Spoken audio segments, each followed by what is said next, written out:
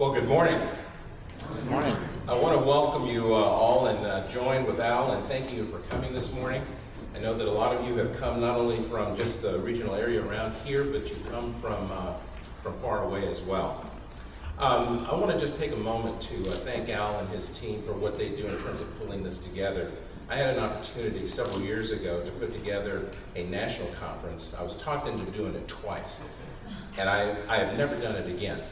Now, I have to tell you, it takes special skill for somebody to put on an event like this, to take essentially a look at the whole deal, but pay attention to every conceivable detail. For all the logistics, I have to tip my hat to you and your team, and also for those folks who actually helped put all of this together in terms of all the seminars, for those of you that are going to be facilitating sessions, those of you who are taking the time to actually do presentations, I want to tip my hat to you and thank you for that. It takes a lot of time to put something like this on, and it's great to see basically almost standing room only. Al was telling me that this has been the largest event that we've held in Seattle since we've been holding them here. So I want to thank all of you for being here and for those that have made this happen. Just one final thank you to all the other sponsors. There are several of them. You'll see them in the program. I'd love to take the time to talk about all of them, but this would not happen without their help as well. So what I want to do is share with you the fact that I think that this is more than just a conference that's been organized. I think we're at a tipping point with respect to where we are at our place in time. And I think that there are a number of conversations that are going to be happening here today that I think are not just going to help you with that continuing education credit that you're looking for and the networking, but hopefully is going to have a major impact, an extraordinary impact on where you work and the communities where we live. Now, David has just shared with you, and I was going to ask you all a question, as a part of my presentation as to why are you here today. He just got through telling you why you're here today. And so I think that it's going to be important to take advantage of all of the things related to networking and the things that we will learn. I would suggest to you that the bottom line is we want to leave as enlightened professionals today. I've entitled my presentation, Enlightened or Obsolete? Energy Companies of the Future. And I'm going to tell you why I think that's not hyperbole. But before I get started, I want to show you a little bit of a video vignette. It's from a TV series that existed back in the 1950s, and its popularity expanded into the 1960s. Most of you were not even born when this series was alive, and it is in black and white. Now, in setting this up for you, basically, this is a vignette from the episode of The Twilight Zone. And what you're about to see was first aired in 1961. And it's only about 3 minutes long out of a 30-minute segment. But I wanted to show this to you because to me it is somewhat of a dramatic interpretation of what it might look like if you or I were considered to be obsolete. So let's take a look. If you have not seen this particular episode, for those of you who get off on this like I do, it has a very delicious and twisted ending that you'll absolutely love, as most Twilight Zone episodes do. But what you just saw here was an obsolete man by the state standards with very little defense, other than what the state considered to be the same tired old lines about humanity and about his career. And frankly, when I saw this a few months ago, being re-aired, it reminded me a little bit of sometimes what we're doing in the energy field, where we sometimes defend old models. Old models from everything from how we generate, to how we transmit, how we distribute, some occasions even how we do energy efficiency, even how we approach our customers. This guy was too consumed with his out-of-date ways to even consider the future. And as you'll notice, he's willing to put his life on the line for it. He's willing to stay true to his point. And to me, this morning, I think the future is right here and in this room. And we're going to have to embrace a new age of enlightenment. So let me talk first a little bit about what I think enlightenment is. I'm going to share with you a couple of definitions. And the first one is one that I think most of us would ascribe to. And that is factually well-informed, tolerant of alternative opinions, and guided by rational thought. And I think most of the folks in this room, with the operative words here being that you're well informed, I assume that most, if not all of you, are tolerant, that you are tolerant of alternative positions and opinions, and that all of you are rational, that you're clothed in your right mind. But there's a second definition that all of us have come across, and if you haven't met somebody or a group of people like this is another version of enlightenment, where somebody or a group of people claim to have a sense of spiritual or religious revelation or truth. My mom used to call it, somehow you have an unction from on high, or an unction from within. But enlightened means, I believe, that it's about doing the right thing. And I think doing the right thing is critically important. So I'm going to ask you in this room to do me a favor. I'm going to ask you to raise your hands because I'm about to ask you a question. How many of you feel that you're doing the right thing right now in your job or business? Just a quick show of hands. Okay. Almost everybody in here. There's a couple of you that didn't raise your hands. I'm going to talk to you after the session. There's a second question I want to ask you. It seems like it's very similar to the first, but it's different. I want a quick raise of hands if you get up and go to work every day feeling like you're having a positive impact on your circle of influence and society in general. Just a quick show of hands. Okay? We got a lot of hands, but there were fewer. Now, I think that we're very fortunate to have this many people who feel that way. I want to share with you a couple of facts just to kind of frame my discussion. First of all, I think that global energy demand is higher than it's ever been, and it's growing. If you've been watching the periodicals and the newspapers, you know that basically there's been major shifts with respect to prosperous societies. I've never known a prosperous society that did not increase its energy use as it became more prosperous. You have major players, countries like China, Brazil, and India. As many of them are increasing their standard of living, they're also increasing their demand. There are those who are saying that even in the United States, where we're touted for having the most energy demand by any unit you want to measure, per person, per capita, per BTU, any way you want to count it, that even our overall demand is increasing, despite all of the incredible work that all of you all are doing to lower demand.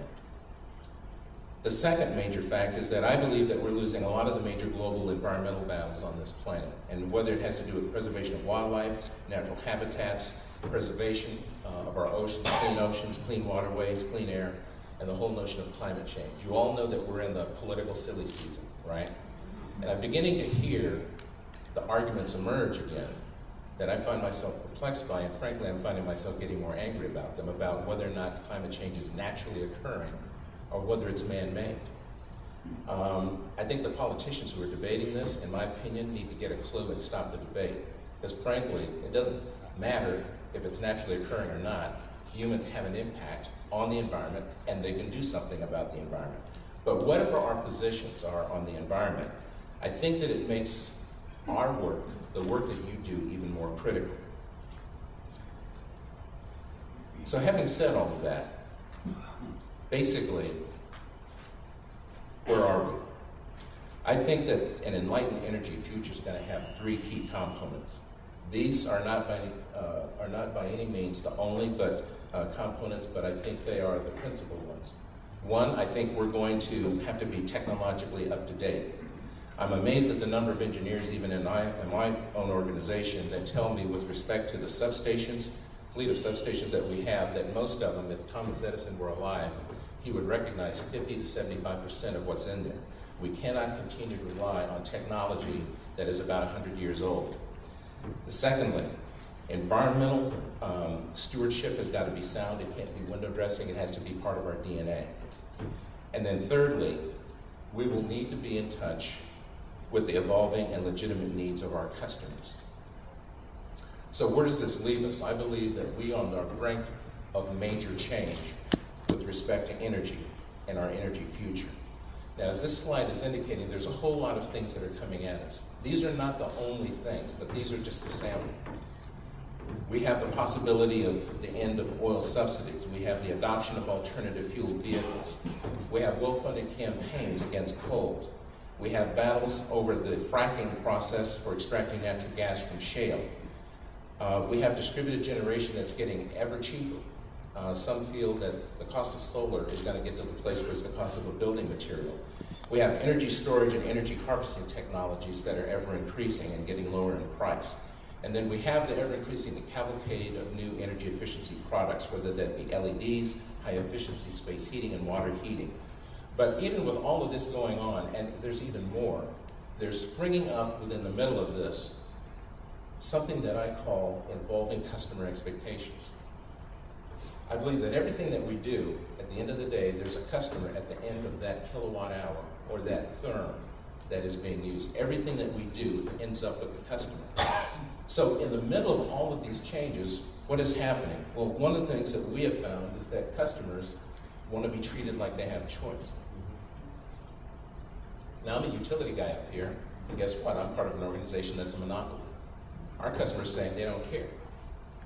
They want choice. And whether it's, they want to be able to pay their bills 6 different ways and on any day of the month, whatever it is, they want choice. The other thing they're telling us is that they want more ease in dealing with us and all of their energy providers. They want things to be hassle-free. The other thing that they're making very clear is that they're diverse. They're self-aware with respect to their diversity, and most important, they want to make sure that we're clued in and that we're ready to address their diverse needs. I think one of the other things that we're going to have to pay attention to is our lower income customers. Now this, I think, is a sleeper. We knew that we had a number of low income customers, but we hadn't ever really counted them, and what we found out last year was that nearly 1/3 of our customers are low income. And as I talk to many of my compatriots around the country, we have some service territories that are between 50 and 75% lower income. And I'm talking about people that qualify for some form of assistance at the federal, state, or local level. I have nothing against the kinds of safety net programs that we have, which is rate assistance, low-income weatherization, and the like. But we're going to need to find new ways to help these populations become self-sufficient. The other thing that is happening is that customers' expectations are being shaped by other industries. There are not very many of our customers that I'm finding that wake up and wonder after they look at their bill, gee, I wonder what Avista customers are paying. They don't seem to be asking that question. Now, one of the speakers that's going to be coming up here is from Starbucks. And guess what? We're being compared to people like them, and Nordstrom's, and Amazon.com. Because if we're really honest about it, most of our customers don't think about us until the lights go out, or until that pilot light goes out, or a piece of equipment stops functioning, or until they get a bill. So what that means is, at the end of the day, guess what? I believe that customer choice with these customer attitudes has shown up, and I think that competition has shown up. And customers we've found within the last year and a half, when we survey them, have moved from questions asking, do we offer? And they very rapidly are now asking, why aren't you offering? And you can fill in the blank. So what does all of this mean? I believe that it means that the monopoly mindset has got to go. As a utility company, we are hooked up with a number of you as partners in terms of how we provide services to our customers. And what's part of the monopoly mindset? We don't care and we don't have to. Now, most people of goodwill, well-meaning, are not openly saying this. But the bottom line is, many times organizationally, we as utilities behave like this. Because where's the customer going to go at the end of the day? Now, I don't know how many of you remember the time when there was only one phone company, before the time of Verizon and Sprint, Cellular One. But the old phone company became obsolete in a very short time when mobile phones became more affordable, when devices became affordable and cellular technology truly disrupted the prevailing telecommunications system. Now, one of the things that the telecommunications system presumed was a belief that their infrastructure was so valuable that it couldn't be changed, that it would not become obsolete. The question that we've asked ourselves and started to ask ourselves in the utility business is, are we thinking the same thing? And if we are, do we need to rethink that? The thought leaders of the old telecommunications paradigm got it wrong. And even if you look at some of the transcripts back in the 1990s when they were asked by various regulators, what do you think the market share of cell phones will be? And you will see such estimates as 5%, 10%, 15%. I think there's a bigger question, and the bigger question is, what is the real risk of not engaging with our customers in new ways? What is the real risk of ignoring the realities of the new energy world? And what is the real risk of ignoring the new ways that customers expect to be served? We could end up, I predict, like the phone companies of old. There's a quote that I came across a while back, and I think that it applies here, which is the price of doing the same old thing is going to be far higher than the price of change. Now, a lot of what you will be learning here will be about things that are new. I've looked at the curriculum about best practices, about new technologies. We're going to have to grab a hold of that. Those are going to be our bridge to the future. But are we about to see a disruption of the power system? Are we about to see a disruption of the standard utility business model? I will put this out to you as a prediction. If we have low-cost distributed generation, and if what President Obama has said that he's basically going to essentially put a lot more energy behind this, especially by undergirding the U.S. military with respect to remote energy options. And believe me, outfits like the Army and Navy are likely going to propel some of these distributed generation technologies much quicker than we might imagine. What happens when you have low cost to distributed generation and someone figures out energy storage in a reliable way? I believe that that could be the cell phone equivalent for the energy industry. What I want to do is talk a little bit now about a company. Actually, I got too ahead of myself. I want to talk about a company that lived through this particular quote. Almost expired, but they're still around to talk about it. In the history of modern business, there are many companies that have gone from being industry leaders to extinction. There's one company that was at its pinnacle in the industry. It fell to near collapse, and it rose up out of the ashes in a way that nobody expected and returned to start setting the agenda, and that company is IBM. If you weren't aware, in 1990, IBM had its most profitable year ever in its history. In less than 36 months, it was looking at a $16 billion deficit.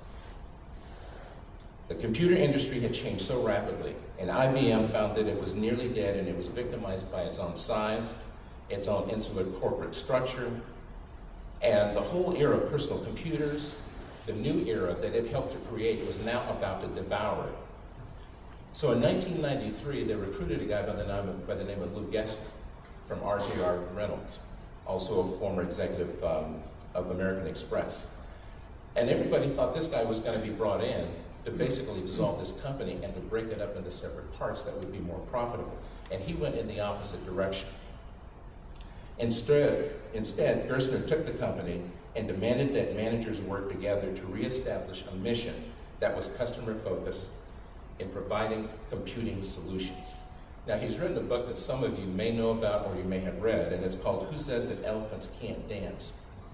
And it's an interesting book, and if you haven't taken a look at it, I think it's a good read because it tells the story of IBM's competitive and cultural transformation and about letting go of the old ways that made it successful, and not about writing just a new chapter to the book, but writing a whole new book.